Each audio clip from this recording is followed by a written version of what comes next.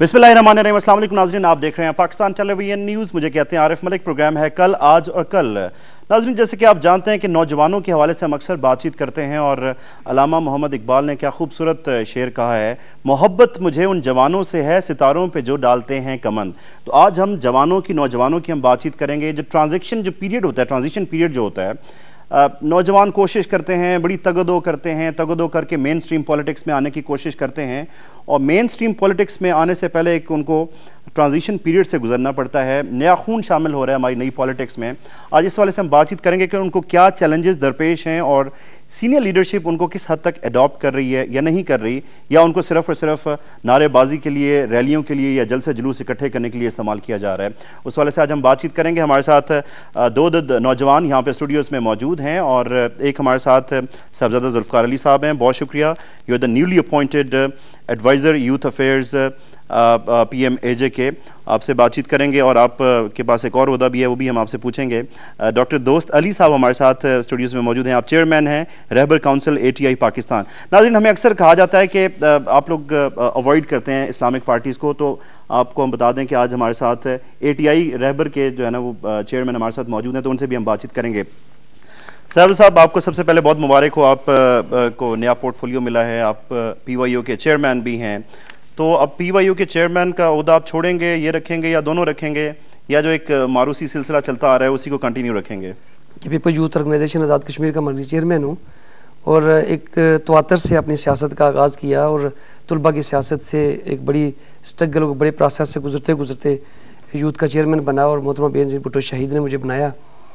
तो मैंने आज़ाद कश्मीर के अंदर अपने यूथ के प्लेटफार्म से एक खूबसूरत जो हमारा नज़रिया था वो डिलीवर किया। सेमिनार्स भी किए, तरबीती वर्कशॉप्स भी की, जलसे जुलूस भी किए, फंक्शन प्रोग्राम किए और यूथ आज़ाद कश्मीर को बड़ा मुतरक और फाल बनाने में किरदार अदा किया। और ना सिर्फ पाकिस्तान पीपल्स पार्टी की यूथ को, बल्कि जो आज़ाद कश्मीर की दिगर जो तुलबा तंजीमें थी या यूथ की तंजीमें थी, उन सब के दरमियान एक अच्छी मुफाहमत की पॉलिसी बनाकर एक अच्छा माहौल हमने पैदा किया और सियासत का एक खूबसूरत माहौल हमने आज़ाद कश्मीर में दिया।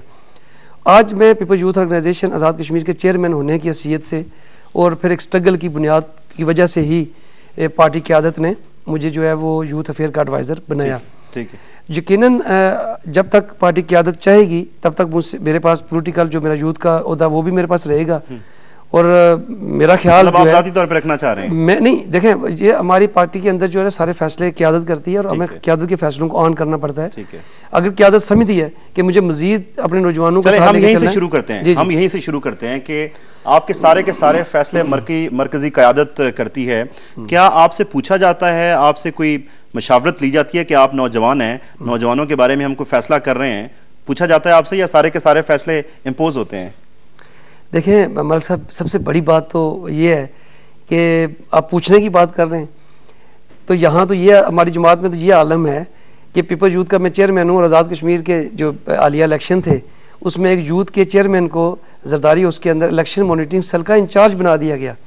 और इलेक्शन मॉनिटरिंग सेल का इंचार्ज बनाने से मुराद ये थी कि आज़ाद कश्मीर पाकिस्तान जो पीपल्स पार्टी हमारी मदर जमात भी है, उसके अंदर के तमाम फैसले और तमाम जो मशवरे थे और जो भी पार्टी की सूरत हाल थी वो मैं पार्टी की आदत तक लेके जा रहा था। तो इससे बड़ी अहमियत आप मुझे बताएं कि कोई पार्टी किसी यूथ के अहदेदार को दे सकती है कि पूरे पाकिस्तान की 16 करोड़ आवाम में और आज़ाद कश्मीर की इतनी बड़ी आबादी से अगर यूथ के नौजवान को मोहतरमा फ़याल तारपुर ने और हमारी क़यादत ने सेलेक्ट करके तो वहाँ पे बिठाया, ये बहुत बड़े आनर की बात थी और उन्होंने नौजवानों को ये आनर दी। ठीक है। डॉक्टर साहब, आपकी तरफ आते हैं।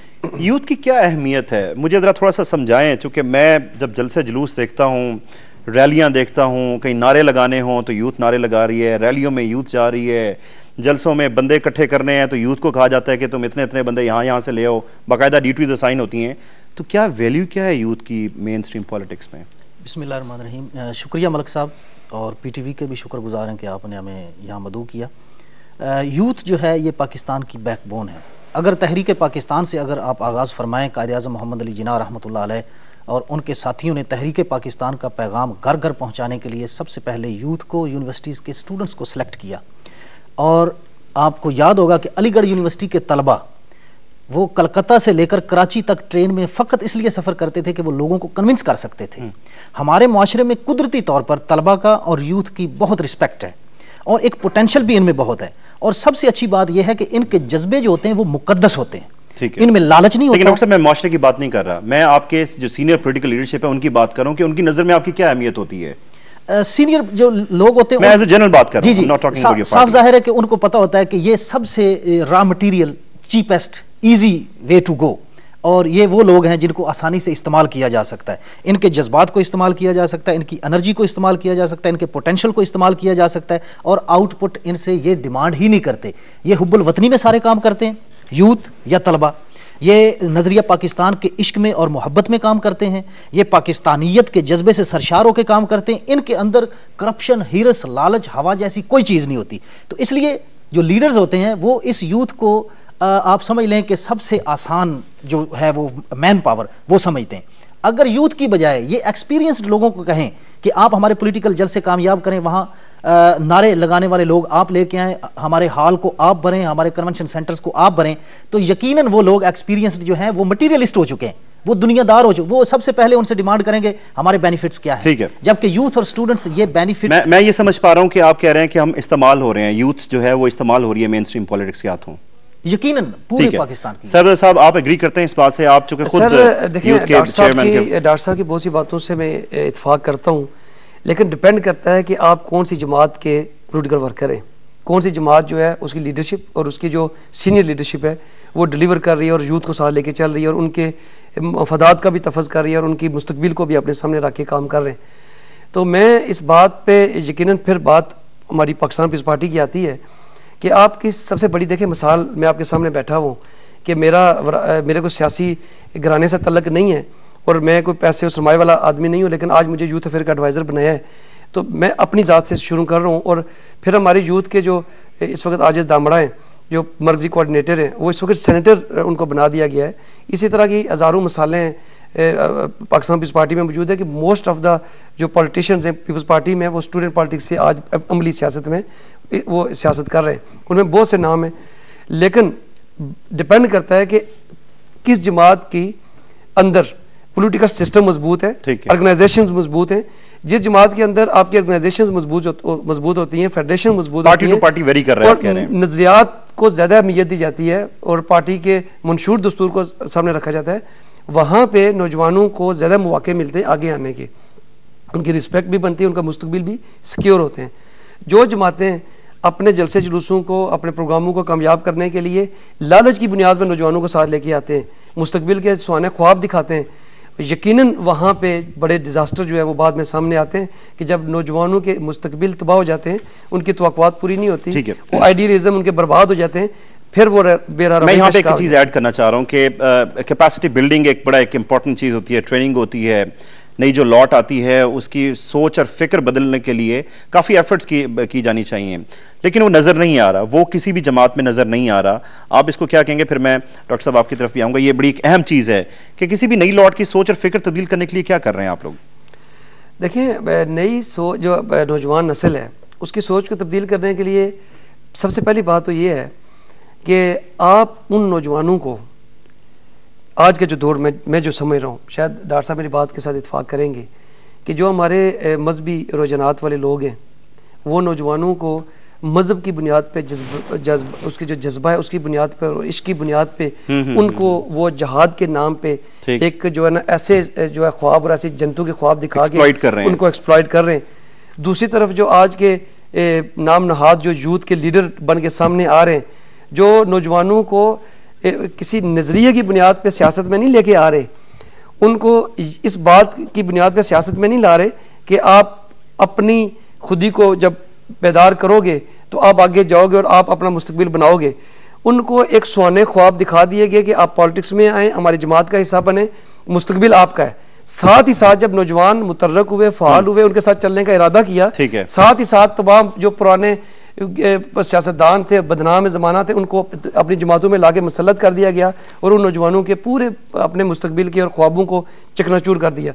میں اپنی پارٹی کی بات کروں گا کہ یہاں پہ پہلے دن جو بھی اس کا کارکن بنتا ہے, جو بھی اس نظریے کے ساتھ وابستہ ہوتا ہے, اس کو یہ بات بتا دی جاتی ہے کہ محنت شرط اول ہے, تعلیم حاصل کرنا, اور یہ بھی آپ کے لیے ضروری ہے. جب آپ محنت کرو گے, اپنی تعلیم کو ساتھ لے کے چلو گے اور نئی نظریے کے ساتھ کمٹمنٹ رکھو گے اور اس پارٹی کے پرچم کو اور پارٹی کے نظریے کو لے کے چلو گے, مستقبل تمہارا ہے. اور اس وقت پاکستان کے اندر میں بے شمار مثالیں دے سکتا ہوں. ایکسپلوٹیشن کی بات ہو رہی ہے اور یہ بہت بڑا پوائنٹ ہے ٹو ڈسکس ہے کہ مذہبی جماعتوں پہ ایک بہت بڑا الزام ہے کہ آپ کہ جو سوئسائڈ بمبنگ ہے یا اس قسم کے جتنے ایشوز یہاں پہ چل رہے ہیں، فرقہ واریت ہے، اس میں جو آپ کا ٹین ایج ہے یا پھر یوتھ ہے وہ انوالو ہے. اینڈ آف دا ڈے ہم نے بہت کم کیسز دیکھے ہیں کہ جو گرون اپ لوگ ہیں وہ اس قسم کے اس میں جائیں.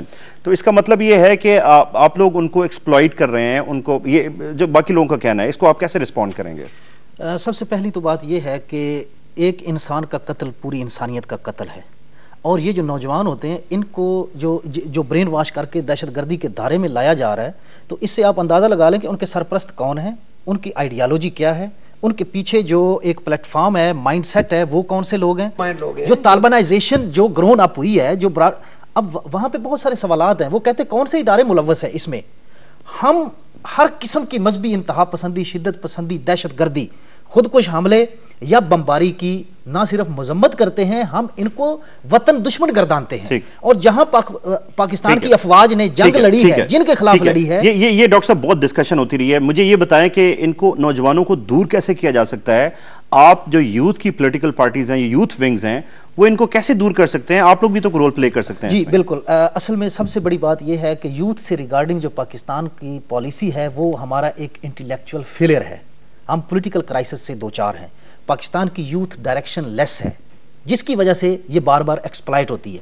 یوتھ آپ کی 60% آف دا ٹوٹل پاپولیشن ہے، لیکن یوتھ کی پالیسی نہیں ہے. اس گورنمنٹ کو، جو موجودہ گورنمنٹ ہے فیڈرل، اس کو ایک کریڈٹ بہت اچھی طرح سے آپ کو یاد ہوگا، جب یوتھ منسٹری تھی تو انہوں نے نیشنل انٹرنشپ پروگرام شروع کر کے وہاں سے لاکھوں لوگوں کو انہوں نے مستفید کیا، لیکن اس کو بند کر دیا گیا. وہ یوتھ منسٹری ختم کر دی. جب سے صوبوں کے پاس گئی 3 سال سے یوتھ کے لیے کوئی پالیسی، کوئی ڈائریکشن، کوئی ایجوکیشن اپرچونٹیز نہیں ہے. اس کے ساتھ ساتھ آپ کو یاد ہوگا کہ مدرسہ ریفارمز کے نام پہ ایک کام ہو رہا تھا جس کو روک دیا گیا. اگر مدارس میں ریفارمز ہوں، مدارس میں اویئرنیس ہو، ایجوکیشن ہو، مذہب کے ساتھ ساتھ سائنس ہو، ٹیکنالوجی ہو، جدید ایجوکیشن ہو، اور دنیا کے کرنٹ افیئرس کے بارے میں لوگوں کو معلومات ہوں کہ دنیا کتنی بڑی ہے، اس میں وسعت کتنی ہے، اس میں طاقتیں کتنی ہیں، اس کی اکانومی کیا ہے، اس کی معاشیات کیا ہیں، تو تب جا کے مدرسہ کے طالب علم وہ بمبار بننے کی بجائے وہ آپ کو ایک اچھے انسان نظر آئیں گے. لیکن اگر مدرسہ میں ریفارمز نہیں ہوگی، وہ ڈیپینڈنٹ ہوں گے. مدرسہ والے یونیفارم سے بھی اپنے ٹیچر کے ڈیپینڈنٹ ہیں، کھانے پہ بھی ڈیپینڈنٹ ہیں، تعلیم سے بھی ڈیپینڈنٹ ہیں. آپ کہہ رہے ہیں کہ مواقع دینے چاہیے، مواقع ملیں گے تو پھر وہ شاید اسے ایجوکیشنل فیسلٹیز پرووائڈ کریں، یوتھ کو ایونیوز پرووائڈ کریں، ڈائریکشن تو دیں، سمت تو دیں نا یوتھ کو کہ یوتھ کہاں جائے. اس وقت آپ کے جو لاکھوں لوگ گریجویٹس ہیں. سمت کی طرف آتے ہیں. سرور صاحب، یہ ڈائریکشن دینا بھی ایک امپورٹنٹ ایک پوائنٹ ہے جس پہ ہم ڈسکس کریں، لیکن میں یہ سمجھتا ہوں جو سب سے امپورٹنٹ چیز ہے آپ کا ٹرانزیشن پیریڈ ہے کہ آپ جب یوتھ میں ہوتے ہیں، جب یوتھ کی پولیٹکس کرتے ہیں تو اس کے بعد آپ کو مین سٹریم میں آپ یقیناً اس کو دیکھ رہے ہوتے ہیں. یہ ٹرانزیشن پیریڈ کتنا مشکل ہوتا ہے؟ کیا پرابلمز ہوتے ہیں؟ ایشوز کیا ہوتے ہیں اس میں؟ اور آپ کو کیا آپ کے بڑے اڈاپٹ کرتے ہیں، وہ برداشت کرتے ہیں آپ کو، کیا آپ ان کو جا کے ریپلیس کریں گے؟ یقیناً دیکھیں ملک صاحب، مشکلات تو برل ہیں. جب آپ ایک طلبہ کی سیاست سے آپ ایک بہت تربیت لے کے کسی پارٹی کے اندر جب آپ آگے بڑھنے کی کوشش کرتے ہیں تو بہت سی مشکلات جو ہے وہ آپ کے آڑے آتی ہیں. آج کے اس معاشرے میں پیسہ بڑا اہمیت رکھتا ہے. اس کے علاوہ یہاں پہ جو کسی بھی سیاسی خاندان سے تعلق رکھنا یہ بڑی اہمیت رکھتا ہے. ساتھ ہی ساتھ جو ہے وہ جب آپ آگے بڑھنے کی کوشش کریں گے تو آپ کی فیملی سے لے کے، آپ کے دوستوں سے لے کے، آپ کے معاشرے کے ہر فرد جو ہے وہ آپ کی ٹانگیں کھینچنے کی کوشش کرتا ہے اور آپ کو دل برداشتہ کرنے کی کوشش کی جاتی ہے. پھر ظاہر ہے جب پالیٹکس کے اندر آپ ایک اسٹرگل کے پیریڈ سے گزر رہے ہوتے ہیں تو بہت سی جدوجہد اور اسٹرگل کے دوران آپ کے اوپر ایف آئی آرز بھی درج ہوتی ہیں، آپ جیلوں اور تھانوں میں بھی آپ جاتے ہیں. تو یہ ساری چیزیں جو ہوتی ہیں یہ آپ کا بہت بڑا امتحان ہوتا ہے، آپ کی برداشت کا امتحان ہوتا ہے کہ آپ اس سلسلے سے کیسے آپ نمبر آزما ہو کے آگے آپ بڑھتے ہیں. تو اگر آپ اپنے تعلیمی سلسلے کو جاری رکھتے ہوئے اس اسٹرگل اور اس پورے سلسلے کو لے کے آگے چلتے ہیں آپ، تو مشکلات تو برحال آتی ہیں، لیکن پھر آخرکار آپ کو منزل جو ہے وہ سامنے نظر آ رہی ہوتی ہے. اور انسان پارٹیوں کے اندر جو ہے پولیٹیکل سسٹم جو ہے اس کے اندر کچھ نہ کچھ جو ہے آپ کو عزت رسپیکٹ آپ کو ملنا شروع ہو جاتی ہے. تو جب آپ پارٹی کے اندر یوتھ ہو یا طلباء کی تنظیموں کی آپ سیاست کر رہے ہوتے ہیں، تو جب آپ کسی بھی آرگنائزیشن یا فیڈریشن کے آپ جب پریزیڈنٹ ہوتے ہیں یا کسی بھی عہدے پہ ہوتے ہیں تو یقیناً معاشرے کے اندر آپ کو عزت رسپیکٹ کی نگاہ سے دیکھا جاتا ہے. پارٹی کے اندر آپ کی عزت ویلیو جو ہے وہ بہت اہمیت رکھتی ہے. تو یہ چیز جو ہے پھر ساتھ ہی ساتھ جو اہم بات ہے کہ جس کو آپ ایک تبدیلی کے جو مطلب ہے کہ بات آپ کر رہے ہیں، تو دیکھیں جس پارٹی کے اندر طلباء کی سیاست میں اور یوتھ کی سیاست میں باقاعدہ تربیت کے لیے جو ہے وہ تربیتی ورکشاپس ہوتی ہیں، سیمینارز ہوتے ہیں، اور ان کو بتایا جاتا ہے کہ آپ نے ملک اور قوم کے لیے کیا کرنا ہے، اور آپ نے جس پارٹی کے ساتھ آپ کا تعلق ہے اس پارٹی کے پلیٹ فارم سے رہتے ہوئے آپ نے کس نظریے کے اوپر چلتے ہوئے آپ نے مستقبل کی سیاست بڑی خوبصورت بات کر رہے ہیں، بڑی خوبصورت بات کر رہے ہیں، تربیتی ورکشاپس، ٹریننگ، یہ سارا جو سلسلہ ہوتا ہے، آپ نے کتنی ورکشاپس کی ہیں، آن گراؤنڈ کیا کر رہے ہیں؟ دیکھیں میں نے ہم طلباء کی جب سیاست تھی اس وقت بھی ہماری جو ہے وہ اسٹڈی سرکلز ہوا کرتے تھے، اور وہاں پہ باقاعدہ ہماری جو جماعت کی نظریاتی حوالوں سے ہمیں تربیت دی جاتی تھی، اور وہ جو سلسلہ تھا وہ میں نے جب یوتھ کا میں چیئرمین بنا تو میں نے پورے اضلاع کے اندر تربیتی ورکشاپس کروائیں اور سیمینارز بھی کروائے، آن گراؤنڈ کیے ہیں، آن گراؤنڈ کیے ہیں، اور اس میں بہت سے سکالرز جو پارٹی کے اندر ہمارے سکالرز تھے، بڑے بڑے جو دانشور تھے، ان کو ہم نے بلا کے تو نوجوانوں سے خطاب کرنے کا موقع دیا۔ ٹھیک ہے، ڈسٹرکٹ لیول پہ آپ نے کیا ہے سارا۔ ڈاکٹر صاحب آپ کی طرف میں آتا ہوں، ٹرانزیشن پیریڈ یہ آج کے پروگرام کا میں سمجھتا ہوں کہ محور ہونا چاہیے کہ جو ٹرانزیشن پیریڈ ہے، صاحبزادہ صاحب نے بھی بات کی اور مشکلات ہیں، پینفل ہوتا ہے، آپ اس کو کس اینگل سے دیکھتے ہیں اور کیا اس میں سلسلہ ہونا چاہیے؟ جو ٹرانزیشن پیریڈ ہوتا ہے فار دا اسٹوڈنٹس، جو لیڈرز ہوتے ہیں ان کے لیے یہ بہت کربناک اور یہ تکلیف دہ مرحلہ ہوتا ہے کہ ایک پولیٹیکل سرکل ہے آلریڈی، وہ ریلیجیس پارٹیز میں ہو تو وہاں پہ بھی موروثیت ہے، وہاں پہ اجارہ داریاں ہیں، اور وہاں پہ ایک گروپ لابی ہے جو کہ وہ ساری چیزوں کو کنٹرول کرتی ہے۔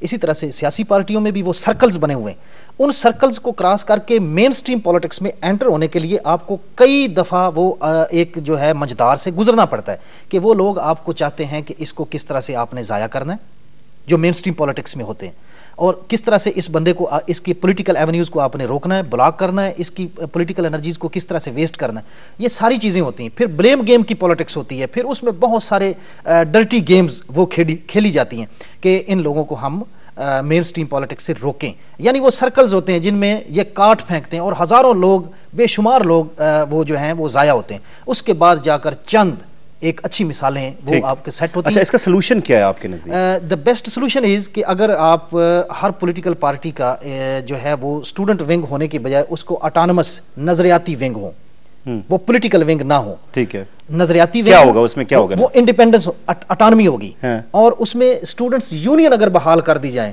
تو آپ کے 90% مسائل حل ہو سکتے ہیں، کیونکہ جو یونین کے ذریعے سے الیکٹڈ ریپرزینٹیٹیوز ہوں گے وہ اپنی ورتھ اور اپنی ویلیو از خود وہ متعین کر لیں گے، معاشرے میں ان کا ویٹ ہو جائے گا، ان کی ہر جگہ پہ جو ریکگنیشن ہے وہ ان کی آئیڈینٹی کرائسس نہیں رہے گا۔ اسٹوڈنٹ یونینز کی بات کر رہے ہیں، اسٹوڈنٹ یونین بڑی ایک وزیر اعظم سید یوسف رضا گیلانی صاحب نے پہلی تقریر میں یہ یونینز کے حوالے سے کہا تھا کہ ان کی پابندی اٹھائی جائے گی، آج تک نہیں اٹھائی جا سکی، اس کا کیا رسپونڈ کریں گے آپ؟ ملک صاحب یونین کے الیکشن جو ہیں وہ بھٹو صاحب کے دور میں جو ہے نا ان کا مطلب میں سمجھتا ہوں کہ ان کی باقاعدہ سے جو ہے نا ایک سلسلہ شروع ہوا، اور میں سمجھتا ہوں کہ لیڈرشپ جو یوتھ کی تھی، طلباء کی تھی، وہ 70 کی دہائی میں جو سامنے آئی۔ سب سے پہلی بات میں تھوڑی سی بات کو تاریخ کی طرف لے کے جانا چاہوں گا کہ سب سے پہلے تو پاکستان کے اندر سیاست کا جو تعین اور ایک جو راستہ اور رخ جو تھا وہ شہید ذوالفقار علی بھٹو نے دیا، اور طلباء کے لیے اور پاکستان کے اندر اس معاشرے کے اندر عام جو طبقہ تھا، مڈل کلاس طبقہ، اس کے نوجوانوں کو سیاست کا ایک رستے کا تعین جو ہے وہ دے دیا گیا کہ آپ سیاست میں آؤ، آپ اپنا مقام بنا سکتے ہیں، اور ہزاروں لوگ آج عملی سیاست میں ہیں۔ اس کے بعد محترمہ بینظیر بھٹو شہید نے 88 میں جب ان کو اقتدار ملا، اقتدار ملتے ہی انہوں نے پابندی اٹھائی یونین کے الیکشنز میں، اور اس وقت پنجاب کی سطح پہ یونین کے الیکشنز ہوئے، اور جس میں میرے خیال میں ڈاکٹر صاحب کی جماعت جو ہے وہ بھاری اکثریت سے جیتی تھی، لیکن وہ ایک پابندی اٹھانے کی بنیادی وجہ تھی۔ آج جب یوسف گیلانی صاحب نے لگانے کی وجہ بھی یہی تھی کہ اور پنجاب گورنمنٹ بھی اس میں ہار گئی اور مرکزی گورنمنٹ بھی ہار گئی، چونکہ اے ٹی آئی جیتی تو اس لیے فل فور اس کو بین بھی کرنا پڑا۔ اس میں دوسری جو بات تھی، ان کی بات کو رسپونڈ کر دیں، کیا اسی وجہ سے ابھی تک رکی ہوئی ہے پابندی؟ وہ تو چلے ڈاکٹر صاحب کا نقطہ نظر ہے، تو یقیناً آج کل جو صوفیزم کے ماننے والے اور جو محبت اور امن بھائی چارے کے درس دینے والی جتنی جماعتیں ہیں نا، مذہبی یا سیاسی، ان کے خلاف تو ایک پورا محاذ بیٹھا ہوا ہے، وہ مختلف مراحل میں ان کو کرش کرنے کی کوشش کی جا رہی ہے۔ کسی حد تک میں ان کی بات سے اتفاق بھی کروں گا۔ دوسری بات جو میں یہ کہنا چاہوں گا کہ جب ابھی یوسف رضا گیلانی صاحب نے یونین کی پابندی جو ہے وہ اٹھائی، اس کے بعد جو ہے وہ ہمارے جو بڑے ہیں چودھری منظور صاحب ہیں, قمر زمان کائرہ صاحب ہیں, فیصل رضا عابدی صاحب ہیں, بہت سے لوگ جو طلباء کی سیاست سے آگے آئے, جہانگیر بدر صاحب, ان تمام لوگوں نے مشاورت کر کے یہ دیکھا کہ پاکستان کے اندر دہشت گردی بڑی عروج پہ تھی, بم بلاسٹ ہو رہے تھے, سوسائڈنگ ہو رہی تھی. تو اس صورتحال کو مد نظر رکھتے ہوئے یہ دیکھا گیا کہ اگر ہم نے یونیورسٹی کالجز کے اندر یہ یونین کے جو الیکشن کرواتے ہیں تو یہ جو مذہبی تنظیمیں جو اس وقت یونیورسٹی کالجز کے اندر جو اپنا ایک مقام بنائے بیٹھی ہوئی ہیں, اسلحے کے ڈھیر لگائے ہوئے ہیں, انہوں نے وہ دہشت گردی وہ مطلب ہے کہ ایک اللہ معاف کرے کہ خدا نخواستہ اگر یونین کے الیکشنز کی آڑ میں انہوں نے ایک کالج یونیورسٹیز کے اندر بھی اگر دہشت گردی کر دی تو یہ معاملہ جو ہے انڈرسٹینڈیبل ہے. میں آپ سے چونکہ وقت ہمارے پاس کم ہے کوئکلی پوچھنا چاہ رہا ہوں ایج لیمٹ کے حوالے سے, جیسے ہم تھوڑی دیر پہلے بھی ہم بات کر رہے تھے, ایج لیمٹ کوئی میری P M L N Azad Kashmir کے ملک حنیف ہیں, انہوں نے کہا جی 50 ایئرز ہونی چاہیے. میرا خیال ہے کہ اگر ہم کیپٹن صفدر صاحب کو دیکھیں تو وہ بھی ہی از کلوز ٹو 50, اور فریال تالپور صاحبہ کو دیکھیں تو شی از آلسو کلوز ٹو 50. تو اس کا مطلب یہ ہے کہ ہم یہ سمجھیں کہ یوتھ, ہم 50 ایئرز کی جو ایج ہے اس کو ہم یوتھ کنسیڈر کریں گے؟ نہیں, اس میں جو ہے وہ ہماری اپنی تنظیم کی تو پالیسی یہ ہے کہ 32 ایئرز تک کوئی بھی اسٹوڈنٹس پالیٹکس کر سکتا ہے, اور 32 ایئرز کے بعد, کیونکہ اس میں کافی سارے مراحل ہوتے ہیں, جو اسٹوڈنٹس لیڈرز ہوتے ہیں ان کے مسائل ہوتے ہیں, ان کی ڈگریز ڈیلے ہوتی ہیں, تو اس لیے میکسیمم ایج لمٹ جو ہے وہ 32 ایئرز فار اسٹوڈنٹس پالیٹکس ہے. تو اسی طرح سے 40 سال. نہیں, لوگ پھر یہ بھی تو کرتے ہیں نا, ماسٹرز میں 5-5 6-6 سال لگاتے ہیں, نہیں بار بار ریپیٹ کر رہے ہوتے ہیں, چلے ہمارا عہدہ نہ چلا جائے ہم سے کہیں. ہاں, یہ ایک پرابلم, یہ جو ہے یہ اسٹرکچرل فالٹس ہیں تنظیموں کے, جن کو ریموو, جس طرح انہوں نے اسلحے کی طرف اشارہ کیا, تو جن کیمپسز میں اسلحے کے انبار لگے ہوئے ہیں, ہماری گورنمنٹ کی یعنی کہ وہ ناک کے نیچے ہیں, ساری کچھ نالج میں ہے, علم میں ہے, لیکن ان کو ریموو کیوں نہیں کرتے؟ وہ جو اجارہ داریاں قائم ہیں, جو انسٹیٹیوشنز پر ہولڈ پالیٹکس ہے اور گن پوائنٹ پر پالیٹکس ہے, اس کو کیوں نہیں ہٹاتے؟ اس کے اوپر مطلب کریک ڈاؤن ہونا چاہیے. اور اس میں بھی برائیاں وہی ہیں کہ جب تک نیشن بلڈنگ نہیں ہوگی پاکستان میں, اور حب الوطنی کا جو کریک ڈاؤن کے بعد ریاکشن بھی تو پھر آتا ہے نا, پھر وہ نہیں, ریاکشن دیکھیں ریاکشن کتنا ہوگا اور کس کا ہوگا. آپ برین واشنگ کرنے والوں کو اگر کھلی چھٹی دے دیں تو وہ تو پاکستان پہ قبضہ کرنا چاہتے ہیں. اگر ان ایکسٹریمسٹ ہاتھوں کی بات کریں, وہ تو پاکستان, یعنی وہ ہمیں ہنستا مسکراتا نہیں دیکھ سکتے, وہ تعلیم حاصل کرتا نہیں دیکھ سکتے, خوشحال نہیں دیکھ سکتے, ہر حال میں وہ ہمارے مخالف ہیں. تو اس کا مطلب ہے کہ وہ تو ڈیولپمنٹ کے مخالف ہیں, تو ان کا راستہ روکنا یہ بہت ضروری ہے. ابھی آپ نے جو لاسٹ کویسچن میں آنا چاہ رہا ہوں آپ کی طرف سے کہ ہمارے پاس وقت کم ہے, یہ کوئکلی بتا دیں, ایک اور سوال میں نے آپ سے کرنا ہے, پھر ہم وائنڈ اپ کریں گے. ایج کے حوالے سے دیکھیں, محترم فریال تالپور صاحب جو ہے وہ یوتھ کی بھی چیئرپرسن ہے, اسٹوڈنٹ تنظیم کی بھی چیئرپرسن, خواتین ونگ کی بھی چیئرپرسن ہے. چیئرپرسن سے مراد یہ کہ وہ ہمارے پورے سسٹم کی انچارج ہیں. ٹھیک ہے, خود وہ یوتھ کی پالیٹکس تو نہیں کر رہی, وہ تو ہم لوگ جو آگے صدور ہیں, چیئرمین ہیں, ہم سے وہ یوتھ کی پالیٹکس کروا رہی ہیں, سرپرستی وہ کر رہی ہیں وہاں پہ. دوسری بات یہ تھی کہ جس طرح 32 انہوں نے اسٹوڈنٹ پالیٹکس کی کہا, اسی طرح این ڈی آئی جو انٹرنیشنل ایک این جی اوز ہے, اس نے اس برے صغیر کے اندر جو یوتھ کی جو ایج 40 کے راؤنڈ بوٹ انہوں نے رکھی ہے کہ 40 تک یہاں پہ 40 ایئرز ہونی چاہیے, 40 تک, چونکہ جو ایکسپیرینس لوگ اسٹوڈنٹ پالیٹکس سے آتے ہیں, یوتھ کی پالیٹکس سے آتے ہیں, مدر پارٹی میں جب تک ان کی گنجائش بنتی تب تک ان کو ضائع ہونے سے بچانے کے لیے پارٹی میں. نوجوانوں کے مشیر بنے ہیں, کیا کر رہے ہیں آپ نوجوانوں کے لیے, کیا سوچ رکھتے ہیں؟ آپ اپنی فلیگ یا گاڑی انجوائے کریں گے, چونکہ آپ نوجوان ہیں, نوجوانوں کا بڑا کریز ہوتا ہے یہ کہ جب آپ فلیگ ملتا ہے آپ کو تو بڑا ایک کریز ہوتا ہے. اب وہ مرات اپنی انجوائے کریں گے یا نوجوانوں کے لیے بھی کچھ کریں گے؟ دیکھیں, جس طبقے سے میں اٹھ کے آیا ہوں, جن حالات سے میں گزر کے سیاست میں یہاں تک پہنچا ہوں, جب میں ان حالات کی طرف نظر دوڑاتا ہوں, جن نوجوانوں کی طرف میں نظر دوڑاتا ہوں جو میرے ساتھی ہیں اور وہ جس حالات سے وہ گزر رہے ہیں, تو کبھی بھی یقین کریں کہ یہ جھنڈا فلیگ جو ہے یہ مقدس چیز ہے, ہمارے ملک اور ریاست کا ایک وہ مطلب ہے کہ ایک نشان ہے. میرے لیے بڑی آنر کی بات ہے, خوشی کی بات ہے. لیکن میں یہ کوشش کروں گا کہ جھنڈا اور فلیگ عزت رسپیکٹ کو سامنے رکھتے ہوئے جن نوجوانوں کی میں نمائندگی کر رہا ہوں, جس طبقے سے اٹھ کے میں یہاں تک پہنچا ہوں, ان نوجوانوں کے بیچ میں رہ کے ان کے مسائل کو حل کروں. اور آزاد کشمیر کے اندر جو ہمارا منشور ہے, جس میں ہم نے شامل کیا کہ یوتھ کے ہم ڈویژن لیول پہ ہم ہاسٹلز بھی بنائیں گے, اور یوتھ کو جو ہے وہ میرٹ کی بنیاد پہ ان کی جو نوکریوں اور جابز کے لیے بات کریں گے, ان کی سیمینارز کریں گے, پروگرام کریں گے, ان کو تربیت دیں گے. اور یہ کراس دا بارڈر ہم کریں گے کہ صرف اپنی جماعت کی یوتھ کے لیے نہیں بلکہ میرٹ کی بنیاد پہ پوری آزاد کشمیر کی جو یوتھ ہے وہ ہمارے لیے قابل احترام ہے. اور ہم ایک نیا جو ہے نا ایک چیز متعارف کرائیں گے کہ یہاں پر برادریوں کی بنیاد پہ, یہاں پر پارٹیوں کی بنیاد پر جو ہے وہ لوگوں کو نوکریاں نہیں ملیں گی, یہاں پہ میرٹ کی بنیاد پہ ملیں گے, جو لوگ ڈیزرو کرتے ہیں تمام وہ ملیں گے, اور ان کے آسان اقساط پر کوئی قرضے دیے جائیں. ضروری نہیں ہے کہ پیپلز پارٹی سے تعلق ہو. جو نوجوان جاب نہیں کرنا چاہتے پالیٹکس بھی نہیں کرنا چاہتے، ان کو ہم آسان اقساط پہ ان کو قرضے دیں تاکہ وہ اپنا کوئی ذریعہ معاش و بہتر طریقے سے ہمارا پروگرام کا وقت ختم ہو چکا ہے۔ ناظرین آج ہم نے کوشش کی ہے کہ ہم بات کریں یوتھ کے پرابلمس کے حوالے سے، اور جو ٹرانزیشن پیریڈ ہے یوتھ جب مین سٹریم پولیٹکس میں جاتی ہے اس کو بھی ہم نے بات کی۔ ہمیں آج کے ہمارے مہمانوں نے یہ سجیسٹ کیا ہے قسم کا کہ مواقع ان کو فراہم کرنے چاہیے تاکہ وہ گمراہی کی طرف نہ جائیں اور وہ ڈیولپمنٹ میں حصہ لے سکیں۔ صاحب ذوالفقار علی صاحب آپ کا بہت شکریہ، advisor youth affairs P M A J K. Doctor Dost Ali chairman Rahbar council A T I, thank you very much, آپ بھی تشریف لائے۔ ناظرین یہیں پہ پروگرام کو وائنڈ اپ کرتے ہیں، آپ کا بہت شکریہ، انشاءاللہ تعالیٰ نیکسٹ پروگرام میں ملاقات ہوگی، ٹل دین خدا حافظ۔